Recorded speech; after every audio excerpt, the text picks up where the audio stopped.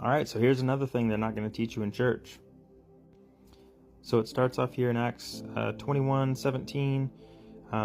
Paul shows up in Jerusalem, and he tells the James and the rest of the elders that were present of all the things that God has been doing for the Gentiles. When they heard this, they glorified God. Then they said to Paul, "You see, brother, how many thousands of Jews have believed, and all of them are zealous for the law." Why would they need to tell Paul that the Jews in Jerusalem were zealous for the law? Why would that matter? Well, it's because the next verse here, it says, "But they are under the impression that you teach all the Jews who live among the Gentiles to forsake Moses, telling them to not circumcise their children or observe our customs." So these customs that they're talking about are the customs of the elders and of James. And the crazy thing is, I've heard Protestant Christian pastors say this exact same thing. They say that Paul taught against the law, but that's what the Jews were saying.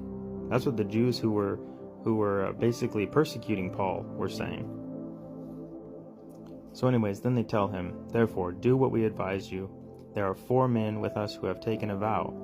Take these men, purify yourself along with them, and pay their expenses so they can have their heads shaved."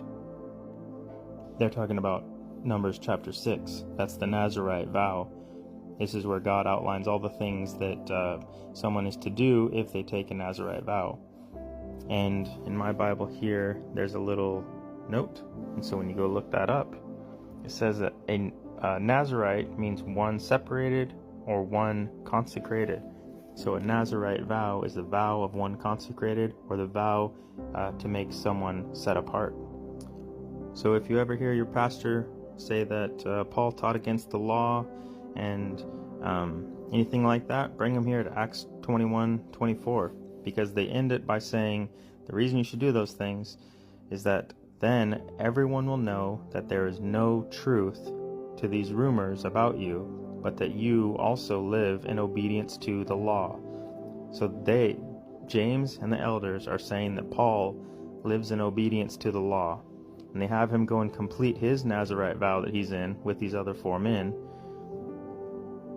to disprove all of this rumor that is being spread among the Jews. So they're telling you right here that this is not true. And for some reason, this is mainstream Christianity right here.